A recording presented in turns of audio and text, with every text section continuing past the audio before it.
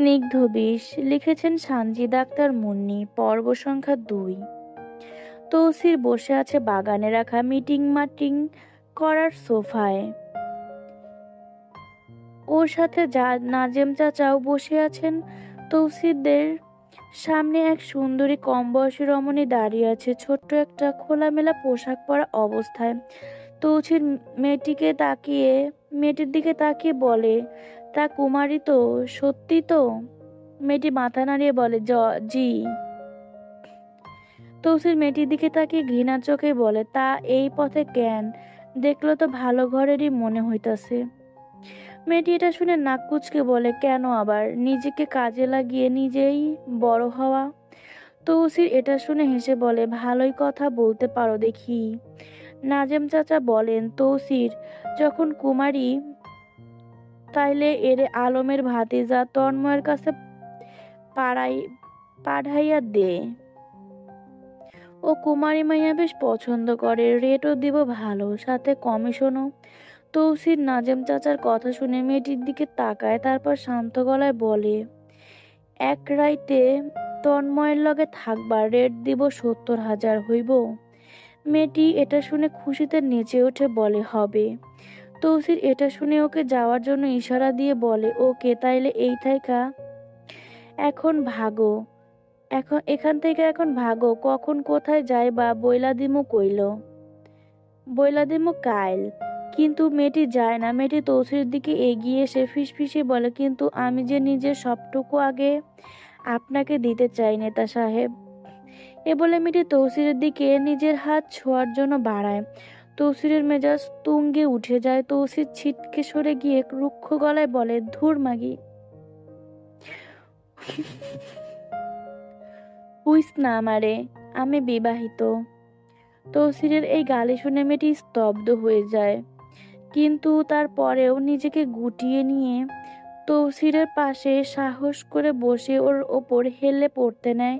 এতে তৌসির বেশ বিরক্ত হয়ে উঠে দাঁড়ায়। মেজাজ ধীরে ধীরে খুনি হয়ে উঠেছে এই ছেঁচড়ামির আচরণে। তৌসির উঠে গিয়ে মেয়েটির দিকে তাকিয়ে বলে, দেখ, তুই দেহ ব্যবসা করবি কর, কিন্তু এইগুলা আমার লগে না, আমার নির্ধারণ করা লোককে লগে।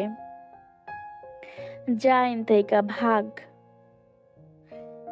মেয়েটি এতে প্রচন্ড রেগে যায়। এমন অপমান সহ্য করার মতো তো আর নয়। মেয়েটি তৌসির পাঞ্জাবি ধরে আলতো করে টেনে ইনিয়ে বিনিয়ে বলে, কি হয়েছে বিবাহিত?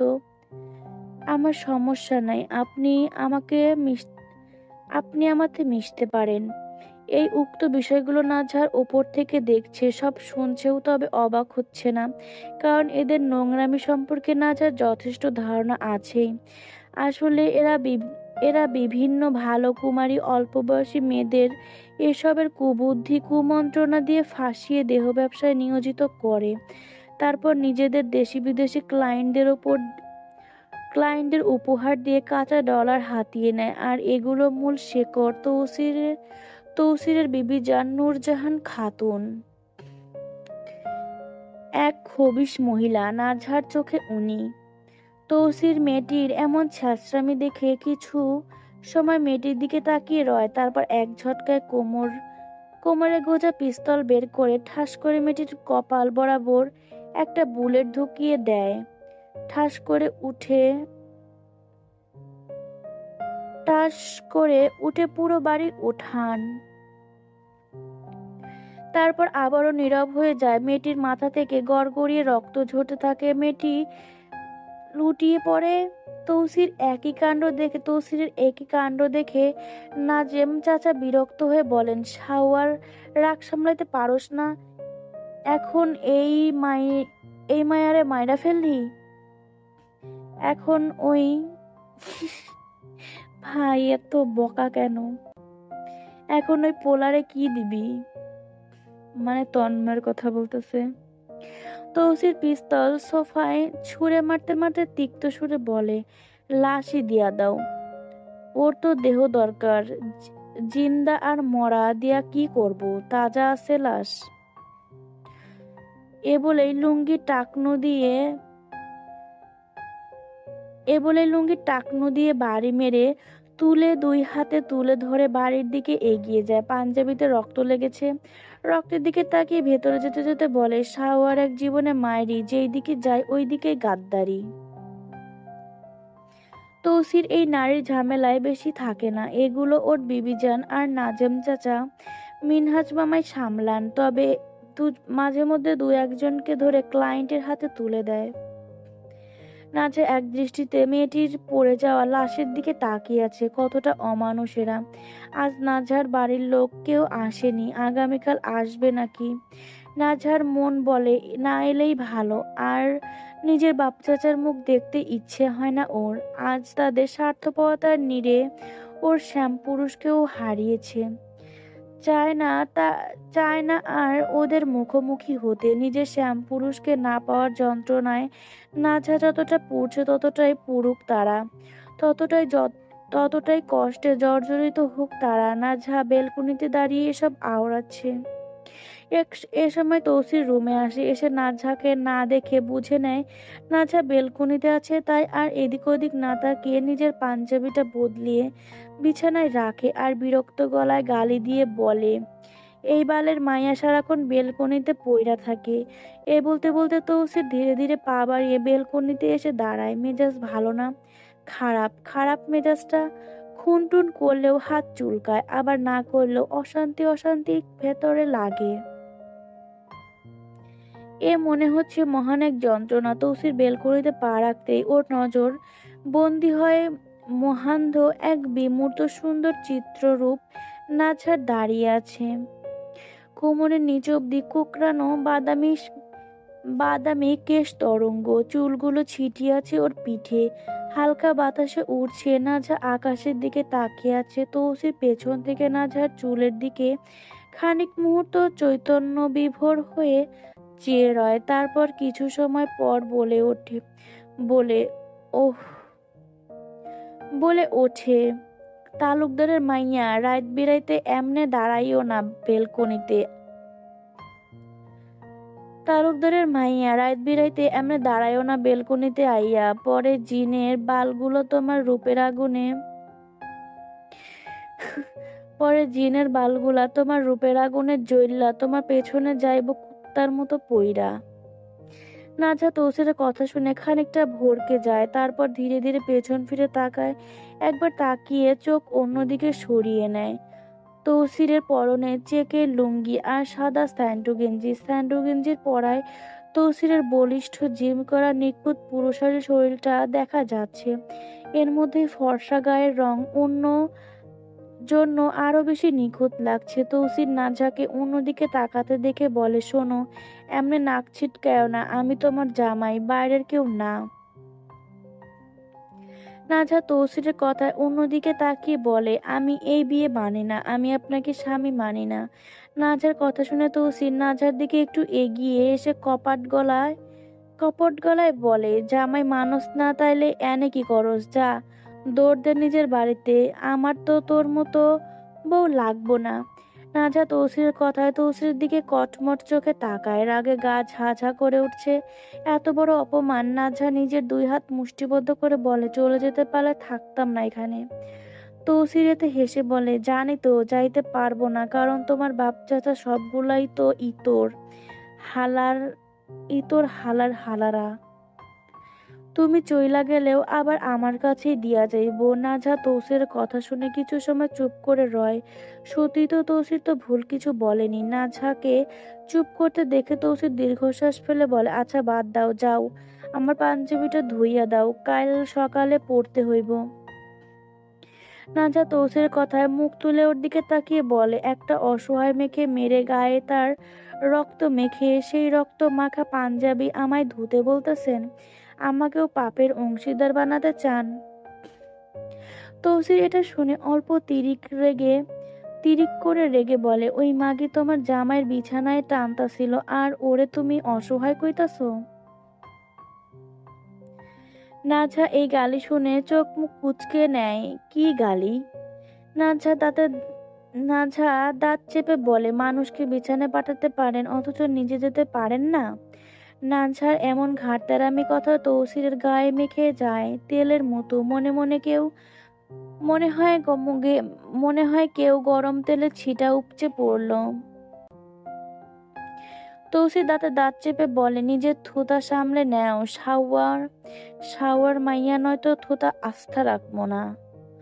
নাছা ভয় পায় না তৌসিরের কথায়, উল্টো নিজের কালচে সবুজ চোখের কঠিন চাহনি নিক্ষেপ করে তৌসিরের চোখে এক রুক্ষ গলায় বলে,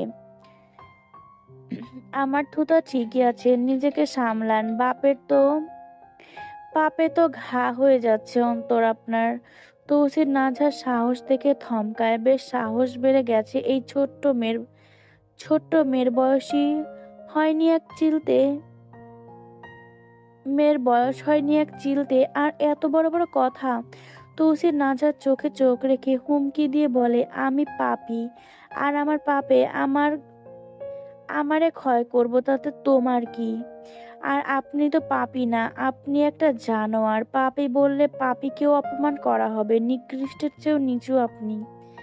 আমি যেই সাওয়ারই হই না কেন, তাতে তোমার কি? নাঝা নাঝা যেই সাও নাঝা এই তোমার কি? তোমার কি? আর গালি শুনে দ্বিগুণ নাঝা এই তোমার কি কথা আর গালি শুনে দ্বিগুণ রেগে ওর দিকে এগিয়ে যায়। নিকৃষ্টদের একটাই অস্ত্র, আর তা হলো অশ্লীল বাক্য। বেশি মুখ লম্বা করো না, নয়তো। তৌসির আর কিছু বলতে পারলো না। হঠাৎ নাঝা ওর থেকে কথা কেড়ে নিয়ে চিৎকার করে ওর দিকে ধমকিয়ে তাকিয়ে বলে, নয়তো কি? মারবেন, খুন করবেন, নাকি নিজের ব্যবসায় বেচে দিবেন? কি করবেন? এগুলোই তো করতে পারেন, আর কেন? আর কোনো বাল পারবেন করতে? পাপ ছাড়া কখনো জীবনে কিছু করেছেন? নিন, করুন। আপনার জন্য আমার জীবনের সব চিত্রল হারিয়েছি, এবার জীবনটাও নিয়ে নিন, তাহলে শান্ত হবেন। নাঝার হঠাৎ এমন রাগ দেখে তৌসির চোখ বড় বড় করে নাঝার দিকে তাকিয়ে থাকে। মনে মনে ভেবে নেয়, এর লগে সত্যি জিন টিন লাগলো না তো? তৌসির নাঝাকে ভয় দেখাতে হুংকার দিয়ে বল, এই চুপ, এত কথা বলবি না, যা গিয়া মরণের ঘুম ঘুমা। আমার লগে ফ্যাতফ্যাতি করলে জীবন্ত কবর দিয়া দিমু। তবে নাঝা কি ওর ধমকে ভয় পাওয়ার মেয়ে? নাঝা আরো বেশি চিৎকার করে বলে, তো দিয়ে দেন। তৌসির নাঝার কথায় মারাত্মক রাগ ওঠে। তৌসির নিজের লুঙ্গির নিচের কোণ তুলে হাতে নিয়ে কোমরে গুজে নিতে নিতে বলে, কুত্তার বাচ্চা, তুই আমারে তোর শাওয়ার রাগ দেখাস, আমার লগে ফ্যাতফ্যাতি করিস, আইজ তোর শাওয়াগিরি আমি বের কইরা দিমু। এই বলে তৌসির সাপের মতো ফুসফুস করে নাঝার দিকে এগিয়ে যায়। খানিকক্ষণ পর নাঝা চিৎকার করছে, চিৎকার করে কান্না করে বলছে, আমায় ওঠান, জানোয়ারের মতো কাজ করবেন না, উঠান আমায়। এই বলে নাঝা দুই হাতে মাটি আঁকড়ে ধরে পিছাতে থাকে। তৌসির ওর এমন অসহায় চিৎকার দেখে দাঁত কেলিয়ে বলে, কই গেল এত ঝাঁজ? আর দেখাবে ঝাঁজ? নাঝা ঢোক গিলে তৌসিরের দিকে তাকিয়ে বলে, না না, আর এমন করব না, আমায় তুলুন এখান থেকে। এই বলেই ভয়ে চিৎকার করতে থাকে। আসলে নাঝাকে তৌসির কবরের ভেতর বসিয়ে রেখেছে। সেই মেয়েটি সেই মেয়েটির লাশ কবর দেওয়ার জন্য যে কবর খোঁড়া হয়েছে মাটির বাড়ির পেছনে, তৌসির নাঝাকে এর আগে ওই কবরের মধ্যে ফেলে দিয়েছে। কারণ ও মুখে মুখে তর্ক করছিল, কবরে ফেলেছিল তো। কিন্তু তাও নাঝা ভয় না পেয়ে উল্টো তৌসিরের গালাগালি করছিল, তাচ্ছিল করছিল। তাই তৌসির ওকে ভয় পাওয়াতে এখন কয়েকটা বিচ্ছু ছেড়ে দিয়েছে কবরে। আর নাঝা ভয়ে মরছে। তৌসির কবর পাড়ে দাঁড়িয়ে হাসতে হাসতে বুকে হাত গুজে নিতে নিতে বলে, তালুকদারের মাইয়া, তোমার শাওয়ার রাগ তোমার কাছে রাইখো, নয়তো নেক্সট টাইম এমন কিছু হইলে সাপ ঝুলাইয়া দিমু গলায়। নাজেম চাচা আর মিনহাজ মামা তৌসিরকে গালি দিয়ে বলেন, থাপড়াইয়া দাঁত ফালাইয়া দিমু, ওরে তাড়াতাড়ি তোল, বউরা রাগঝাপ করবেই, এগুলো সহ্য করতে হয়, এমন করলে সংসার করবি কেমনে? তৌসির বুক ভরে শ্বাস নিয়ে এক লাফে কবরে নামতে নামতে বলে, আর সংসার যেই লেদা বাচ্চা ঝুলাইছো গলায়, এর লগে সংসার করার বদলে তৃতীয় বিশ্বযুদ্ধ করণ লাগবো আমার। এ বলে গ্লাভস হাতে বিচ্ছুগুলো হাতে নিয়ে ওপরে অন্যদিকে ছুঁড়ে মারে। নাছা এখন ভয়ে সিটি আছে। মিনহাজ মামা বলেন, তুই বৌমারে নিয়ে আয়, আমরা গেলাম। এই বলে নাজেম চাচা আর মিনহাজ মামা চলে যেতে থাকেন। তৌসির মুচকি এসে নাজার দিকে তাকায়, তবে হাসিটা মুচকি না, তাচ্ছিল্য বললে ঠিক হবে। নাজহার দিকে তাকায় তৌসির, এক পলক তাকিয়ে চোখ ফিরিয়ে নেওয়ার জন্য চায়, কিন্তু বর সাধ্য হয় না ফিরিয়ে নেওয়ার। নাজহার ফর্সা গালে অল্প মাটি লেগে আছে। নাজহার কুয়াশার মাখানো কালচে পান্নার মতো সবুজ চোখে তৌসির স্পষ্ট ছুঁয়ে যাওয়া ঘেন্নার চাহনি দেখতে পাচ্ছে। নাজহার তপ্ত কুসুমরাঙা রক্তিম অধরখানা রাগে কাঁপছে, মনে হচ্ছে অধরদ্বয় জোড়া গোলাপ কুসুমের খাঁচা। তৌসির নিজের নজরকে সামলাতে চোখ বুজে কিছু সময় বুক ভরে শ্বাস নেয়, তারপর চোখ খোলে। নাজহার দিকে তাকিয়ে হাত বাড়িয়ে বলে, চলো উড়ো। কিন্তু নাজহা ওর হাত ধরে না, নিজেই ধীরে ধীরে উঠে দাঁড়িয়ে তৌসিরের দিকে রুক্ষ চোখে কিছু মুহূর্ত চেয়ে থেকে বলে, উপরে উঠুন যান, তারপর আমি উঠব। তৌসির নাজহার কথায় কিছু বলে না, চুপচাপ কবরের পাড়ে উঠে এক হাঁটু ঘিরে বসে নাজহার দিকে হাত বাড়ায়। কিন্তু নাজহা আবারও আগের মতো কাজ করে, নিজেই নিজের কষ্ট করে পারে উঠে পড়ে। তৌসির নাজহার এমন জেদ দেখে দাঁত চেপে বলে, জেদ দেখাইতেছোস? কিন্তু নাজহা কোনো উত্তর দেয় না, চুপচাপ নিজের ওড়নাটা মাথায় টেনে নিয়ে বাড়ির দিকে এগিয়ে যায়। নাজহার এমন উগ্র স্বভাব দেখে তৌসির তপ্তশ্বাস ফেলে, আসমানের দিকে তাকিয়ে বলে, তুমি এই কেমন ঝালমরিচ আমার কপালে জুটাই লাল্লা।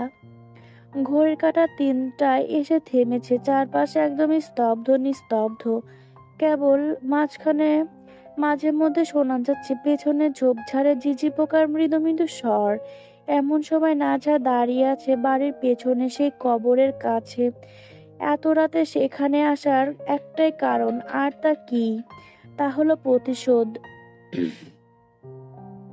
তৌসিরের কাছে তার ভাঙা আত্মসম্মানের যন্ত্রণা আর অসহায়ের প্রতিশোধ নেওয়া।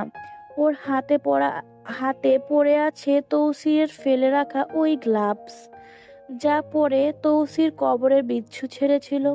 নাজহা কবরের চারপাশে নিঃশব্দে ঘুরে ঘুরে কিছু একটা খুঁজছে। অবশেষে ওর চোখ পড়ে এক কালচে রঙের বিচ্ছুর ওপর, সেই বিচ্ছুগুলোর মধ্যে একটা যেগুলো দিয়ে তৌসির ওকে ভয় দেখিয়েছিল। তখনকার অপমানের আগে রাতে ঘুম হয়নি ওর, তাই তো এসেছে এখানে।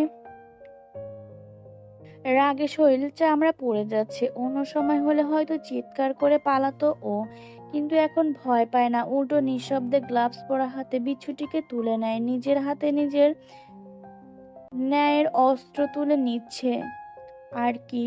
তারপর চোরের মতো নিঃশব্দে বাড়ির ভেতরে ঢুকে আবারও পা টিপে টিপে এগিয়ে যায় নিজেদের ঘরের দিকে। রুমে এসে দেখে বিছানায় তৌসির নিশ্চিন্তে ঘুমাচ্ছে, চিত হয়ে। রাজা কয়েক মুহূর্ত চুপ করে দাঁড়িয়ে থাকে দরজার কাছে, তারপর ধীরে ধীরে বিছানার পাশে গিয়ে তৌসিরের দিকে তাকে ফিসফিস করে বলে, আমাকে ভয় দেখাও, এবার দেখো আমার খেলা। এ বলে পা টিপে টিপে আর একটু এগিয়ে তৌসিরের পায়ের কাছে ঝুঁকে পড়ে, খুব সাবধানে ওর লুঙ্গির অল্প একটু অংশ টেনে তুলে আনে টাকনুর কাছ থেকে। তারপর সেই বিচ্ছুটিকে ছেড়ে দেয় সেখানে। তৌসিরের ঘুম এখনো ভাঙেনি। নাজা বিচ্ছুটিকে ছেড়ে দিয়ে মনে মনে বলে, একটুখানি হলেও আমি শান্তি পাবো।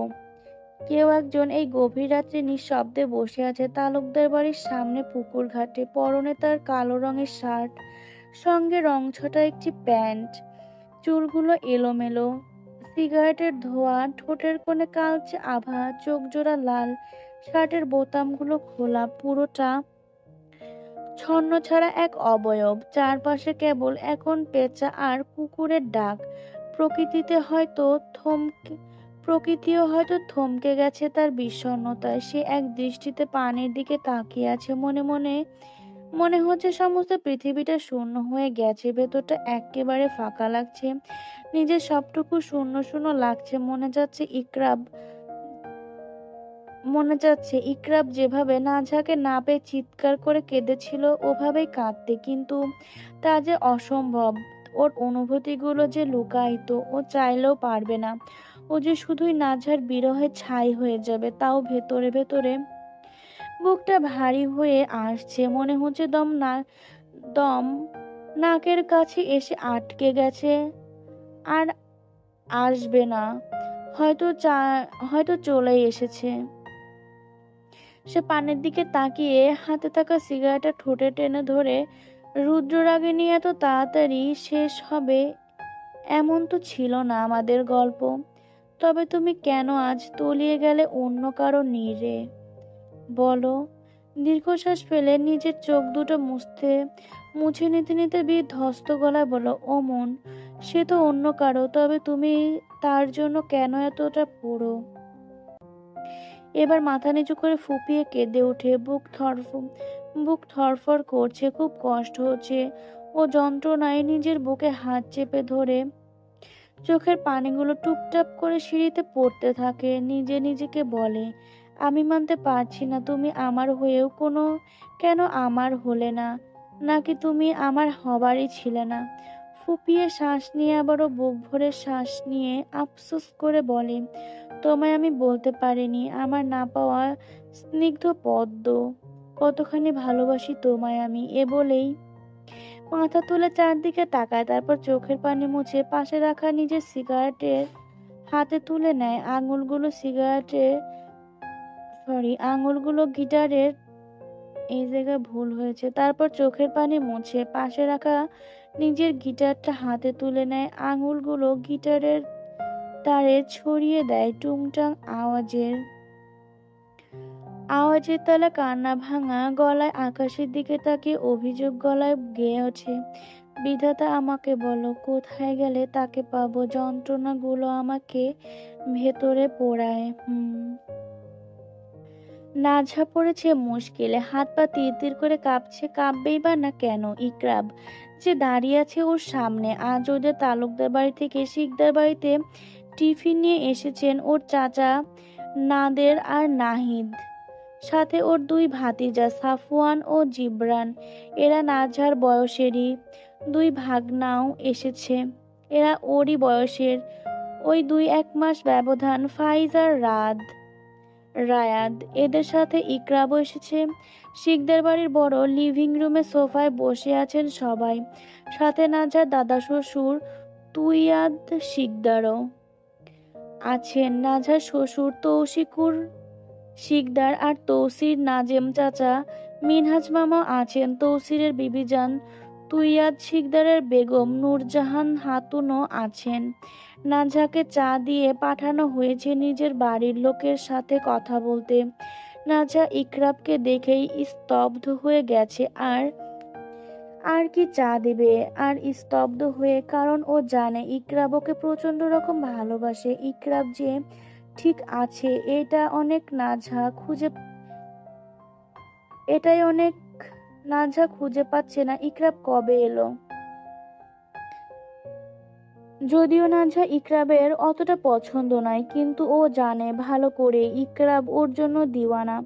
চারদিকে চোখ বুলিয়ে নাঝা নিজের মাস্টার চাচ্চু আর ছোট চাচ্চুকে সালাম দিয়ে তাদের হাতে চা তুলে দেয়। মুচকি হাসার ভান করে ইকরাবের দিকে এগোতেই ইকরাব বসা থেকে উঠে দাঁড়ায়। ওকে উঠতে দেখে নাঝা সহ ওর বাড়ির লোকরা ভয় পেতে শুরু করেন। কি জানি কি করে। নাহিদ চাচুরা তো ওকে নিয়ে আসতে চাননি, কিন্তু বেপরোয়া হয়ে এসেছে। কথা দিয়েছে উল্টোপাল্টা কিছু করবে না, শুধু নাঝাকে একটিবার দেখতে চায়। নাঝা ইকরাবের দিকে তাকিয়ে মেকি হেসে ওর দিকে চায়ের কাপ এগিয়ে দিয়ে বলে, কেমন আছো মাস্টার ভাই? ইকরাব নাঝার মুখের দিকে অসহায় চোখে তাকিয়ে চায়ের কাপটা হাতে নিতে নিতে বলে আছি, তুই কেমন আছিস? সেই ছোট্ট তুইকে রেখে গিয়েছিলাম, আর আজ তোর শ্বশুর বাড়িতে এলাম। নাজা ইকরাবের কথা শুনে মাথা নিচু করে নেয়। ইকরাব চায়ের কাপটা রায়াদের হাতে দিয়ে নিজের পকেট থেকে কি একটা বের করতে থাকে। নাজা এটা দেখে ভয় পেয়ে মাস্টার চাচুর দিকে তাকায়।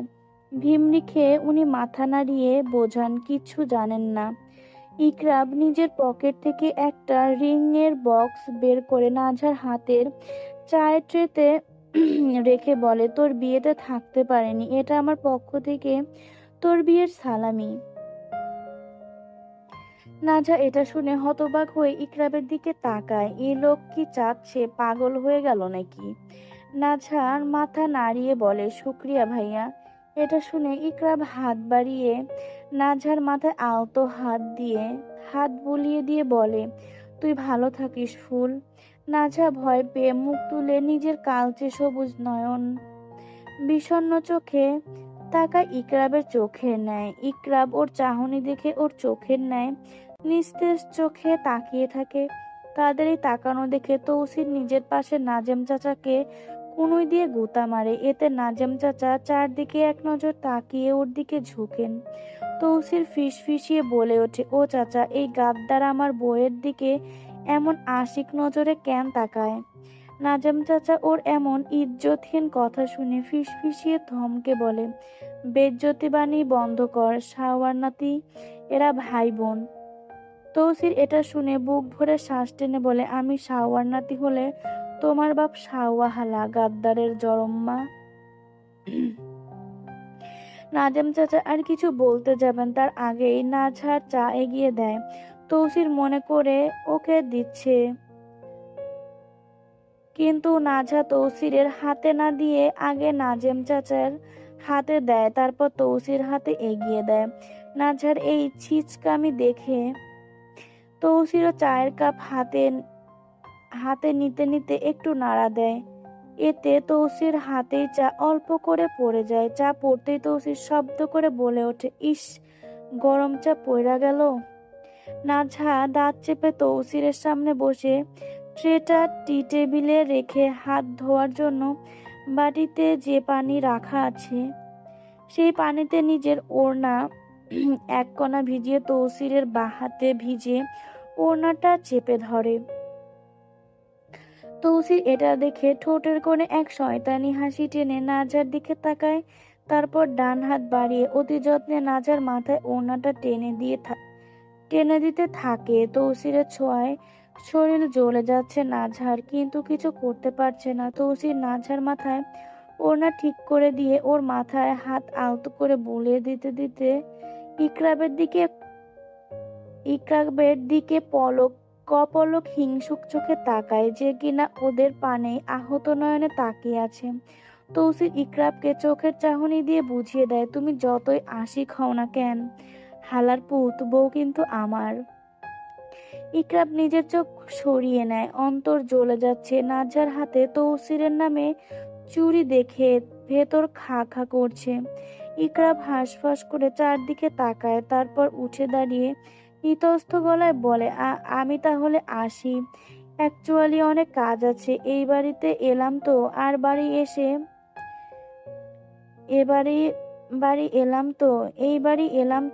বাড়ি এসে কারোর সাথে দেখা করিনি, এবার যেতে হবে। এ বলে সবাইকে অবাক করে দিয়ে ইকরাব বেরিয়ে যায়। মাস্টার চাচু পরিস্থিতি সামলাতে বলে, আসলেও গতকালই এসেছে, অঘুমা হয়েছে, তাহলে আমরাও আসি। নাঝা তাদের কথা শুনে উঠে দাঁড়ায়। মাস্টার চাচুর দিকে এগিয়ে এসে আমতা আমতা করে বলে, চাচু, তালহা ভাই এলেন না? বিয়ের সময়ও ছিলেন না তো? ছোট চাচু উঠতে উঠতে বলেন, আসবে একদিন, আসবে নে, আজ সবাই আসা সম্ভব হয়নি।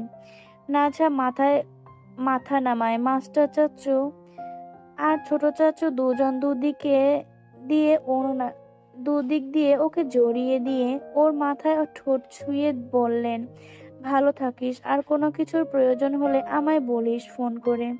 নাঝা দুই হাতে দুজনের পিঠে হাত বুলিয়ে দিয়ে বলে, তোমরা চিন্তা করো না। এ বলে ছোট চাচুর বুকে মাথা ঠেকিয়ে ফিসফিস করে বলে, আমার মাস্টার ভাইকে এখানে আসতে দিও না বেশি। ছোট চাচুর বুকে মাথা টেকিয়ে ফিস ফিস করে বলে, আর মাস্টার ভাইয়াকে এখানে আসতে দিও না বেশি। ছোট চাচু চারদিকে তাকিয়ে মেকি হেসে ওকে ফিসফিসে বলে, তুই চিন্তা করিস না। মাস্টার চাচু তৌসিরের দিকে তাকিয়ে বলে, আচ্ছা নাঝার ফোন ওকে দিলে কোনো সমস্যা হবে? তৌসির উঠে দাঁড়িয়ে মেকি হেসে বলে, না না, সমস্যা হবে কেন, দিতে পারেন।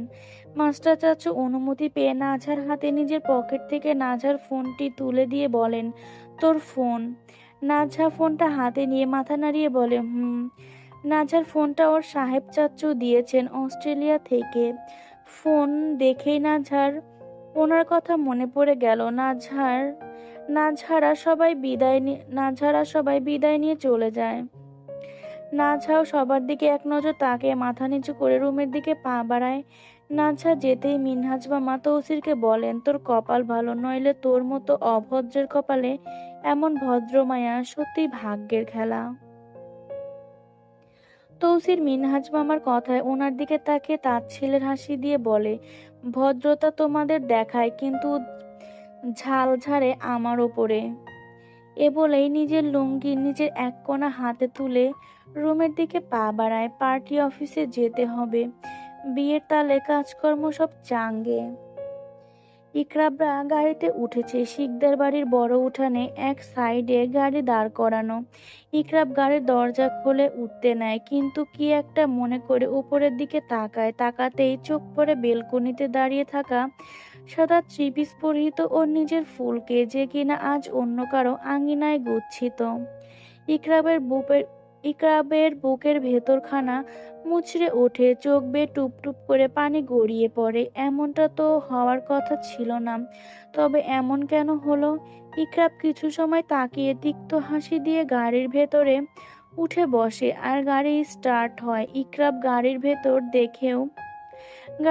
থেকেও পিছনে তাকায় আরেকবার দেখবে বলে, কিন্তু আর দেখতে পায় না। ইকরাব সামনে তাকাতেই দেখে ওর ছোট চাচু ওর দিকেই তাকিয়ে আছেন। ইকরাব ওনার চাওয়া দেখে মুখ ঘুরিয়ে নিজের চোখের পানিটুকু মুছে নেয়, কিন্তু নাহিদ চাচু নিজেকে সামলাতে পারেন না। উনি ইকরাবের গলা টেনে ধরে কেঁদে কেঁদে উঠে বলেন, মাফ করে দিস রে বাবা, আমরা কিছু করতে পারিনি। ইকরাব একটু সাই পেয়ে হু হু করে কেঁদে উঠে বলে, ছোট চাচু, তোমায় আমি বলতে পারবো না, বোঝাতে পারবো না আমার অন্তরের যন্ত্রণা। মাস্টার চাচু সামনের সিটে বসে বুক ভরে শ্বাস নিয়ে বলেন, এক বাড়িতে আমার ছোট্ট নাঝা ছটফট করছে, আর অন্য বাড়িতে তুই, ওইদিকে অস্ট্রেলিয়ায় দাদা ভাই। আমি ট্রমার মধ্যে চলে যাচ্ছি। সাফওয়ান মাস্টার চাচ্চুকে বলে, আচ্ছা দাদা ভাই, কেমন হয় যদি মনিকে আমরা পালিয়ে নিয়ে মাস্টার চাচ্চুর লগে বিয়ে দিয়ে দেই? সাফওয়ানের এমন বেকুবি বাণী শুনে মাস্টার চাচ্চু ওর দিকে চোখ গরম করে তাকান। সাফওয়ানের মুখ সাথে সাথে বন্ধ হয়ে যায়। জিবরান বলেন, আল্লাহ তোকে এক মগজ দিছে ভাই, যা ভালো কাজে কখনো লাগে না। ফাইজ বলে, মগজ থাকলে না কাজে লাগবে? নাজা একদৃষ্টিতে তাকিয়ে আছে গেটের পানে। ইকরাবের আহাজারি নাজা স্পষ্ট ওর চোখে দেখেছে, কিন্তু এতে নাজার বিন্দুমাত্র কষ্ট হচ্ছে না। ওর তো প্রাণ চলে যাচ্ছে নিজের শ্যাম পুরুষের জন্য, যাকে আজ 4 দিন অবধি চোখে দেখা দেখেনি। নাজা শুধু একবার ওকে দেখতে চায়, শুধু দেখতেই চায়, আর কিছু না। নাজা দীর্ঘশ্বাস ফেলে নিজেই নিজেকে বলে, দূরে গেলেই কি পর হয়ে যাবেন? দূরত্ব আর যাই হোক, ভালোবাসা কমবে না। কি তালুকদারের মাইয়া, তোমার এই চাচাতো ভাই তোমার আশিক টাশিক নাকি? এতে এমনে মরণ হইয়া গেল কেন ওর? একটু দুঃখ প্রকাশ করতে পারল না নাজা। এর আগেই তৌসির পেছন থেকে টিটকারি দিয়ে এই কথাটি বলে ওঠে। নাজা বিরক্ত হয়ে পেছনে ঘুরে তৌসিরের পানে ঘৃণাচ্ছন্ন চাহনি দিয়ে তাকিয়ে বিষে ভরা গলায় বলে, আপনি এত নিকৃষ্ট কেন, এত বাজে কেন? আপনি একটু ভালো চিন্তা ভাবনা করতে পারেন না? তৌসির নাজার এমন সাপের মতো ফুসফুসানি দেখে গা ছাড়া ভাব নিয়ে তাচ্ছিল্য করে বলে, কোনো কোনো বাল জিগাইলে এমন ফ্যাত ফ্যাত করো কেন? আর তোমার চাচাতো ভাইয়ের অবস্থা দেখে আমি কইলাম। নাজহা তৌসিরের কথায় সোজা জবাব দিয়ে বলে, হ্যাঁ, মাস্টার ভাই আমায় পছন্দ করেন। আমার ওনার সাথে বিয়ে হওয়ার কথা ছিল, আর তাই উনি কষ্ট পাচ্ছেন।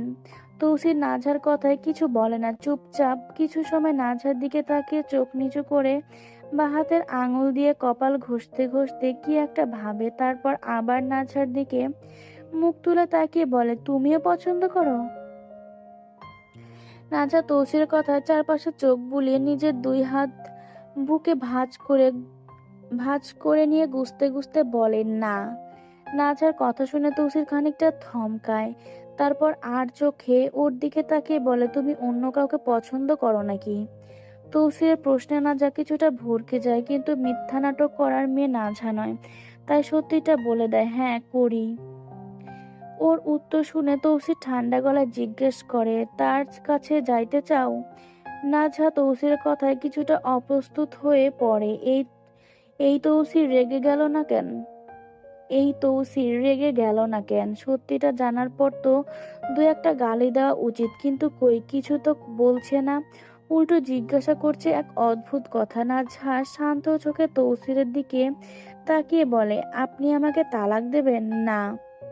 তাহলে এ কথা আর দ্বিতীয়বার জিজ্ঞেস করবেন না, আর আরেকটা কথা ভাববেন না আমি চরিত্রহীন।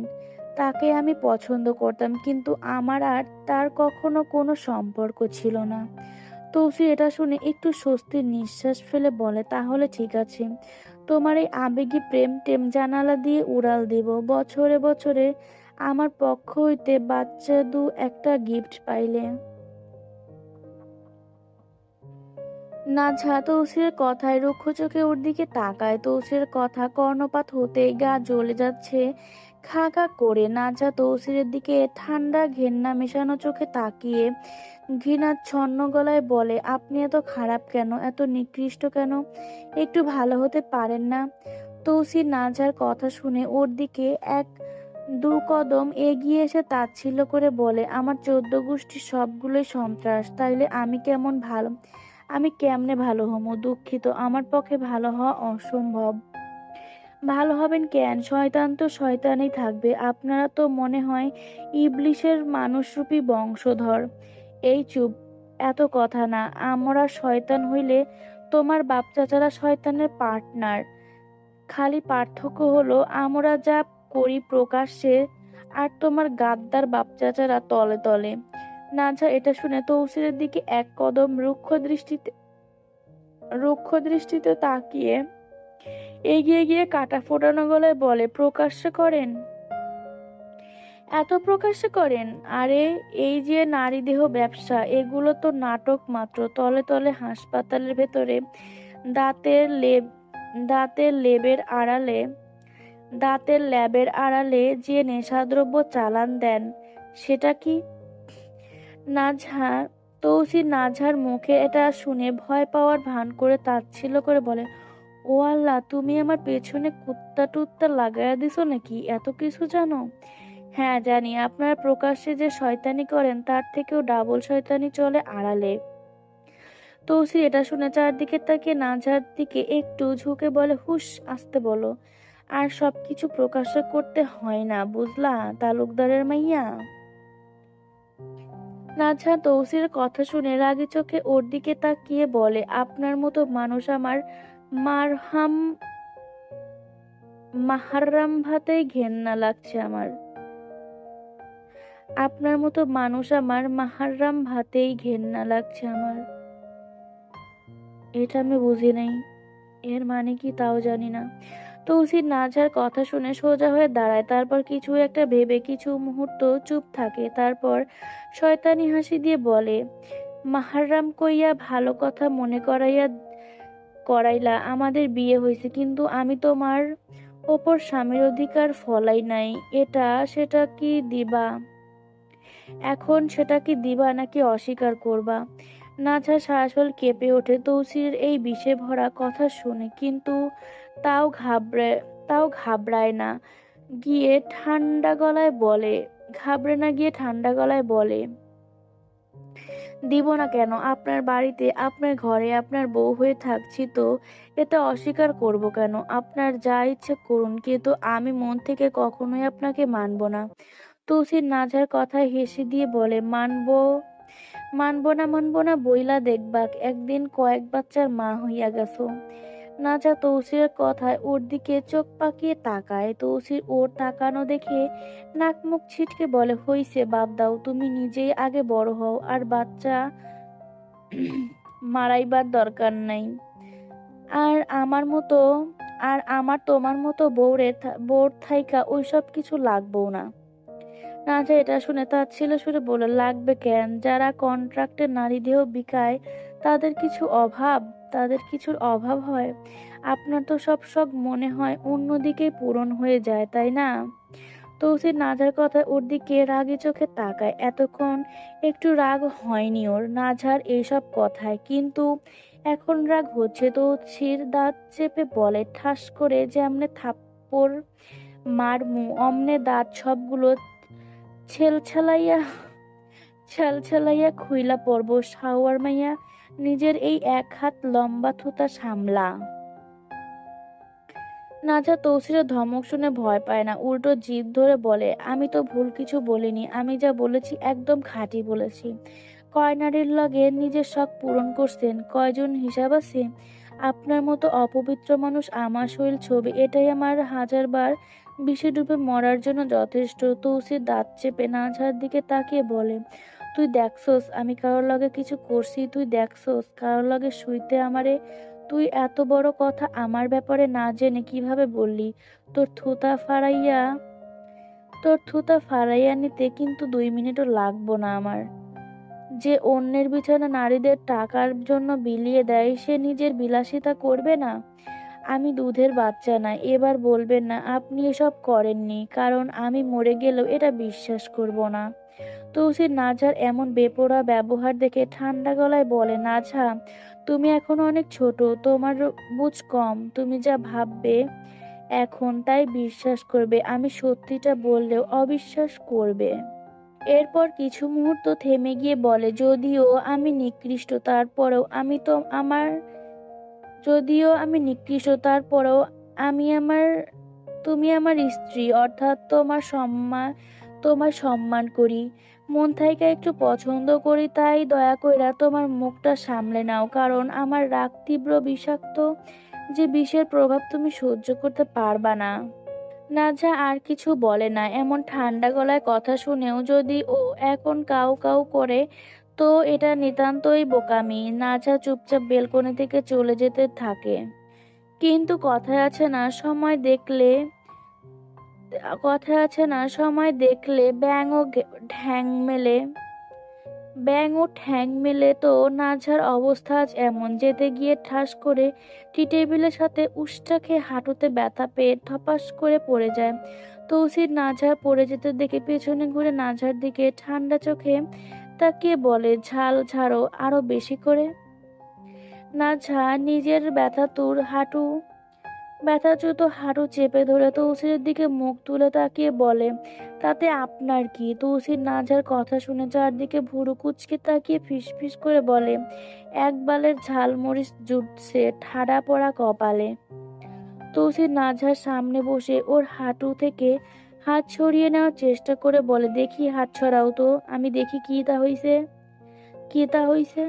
এই বলেই নাঝার আঙুল ধরে ওর হাত ছড়াতে নেয়। তখনই তৌসির চোখ পড়ে নাঝার হাতের পাতায় থাকা মেহেদি রঙের দিকে। সারা জীবন দেখেছে নতুন বউরা হাত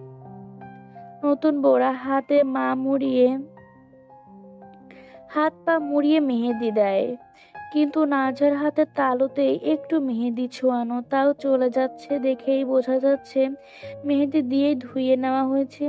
নাঝা নিজের হাত তৌসিরের থেকে সরাতে চেষ্টা করে বলে, ছাড়ুন হাত। তৌসির ওর কথায় সত্যি সত্যি হাত ছেড়ে দেয় আর বলে, বেশি ব্যথা পাওনি? উঠে দাঁড়াও। দাঁড়িয়ে গিয়ে একটু হাঁটো, ঠিক হয়ে যাবে। নাঝা তৌসিরের কথায় উঠে দাঁড়ায়। দাঁড়িয়ে চারদিকে কিছু সময় তাকিয়ে ঠায় দাঁড়িয়ে রয়। তারপর সামনে পা বাড়ায়, কিন্তু পা বাড়াতে আবারও পড়ে যেতে নেয়। সোফায় সোফার পায়ায় পা লাগে কিন্তু পড়ে না। তৌসির পেছন থেকে ওর হাত টেনে ধরে। নাজা এই বারবার পড়ে যাওয়ার দেখে তৌসির ঠোঁট হালকা করে হেসে ফেলে। নাজা নিজের হাতের দিকে ঘাড় ঘুরিয়ে তাকায়, তারপর তৌসিরের দিকে তাকায়। তৌসিরের হাসি দেখে লজ্জায় পড়ে যায়। এত বড় অপমান বারবার পড়ে যাচ্ছে। নাজা চোখ তুলে তৌসিরের চোখের দিকে তাকায়। ওকে হাসতে দেখে সংকোচ বোধে মিকি হাসি হেসে মুখ বাড়িয়ে নেয়। তৌসির এই প্রথম নাজহাকে হাসতে দেখলো। নাজহা হাসি দেখে তৌসির আপন মনে বলে ওঠে, মাইয়াডার হাসি সুন্দর আছে।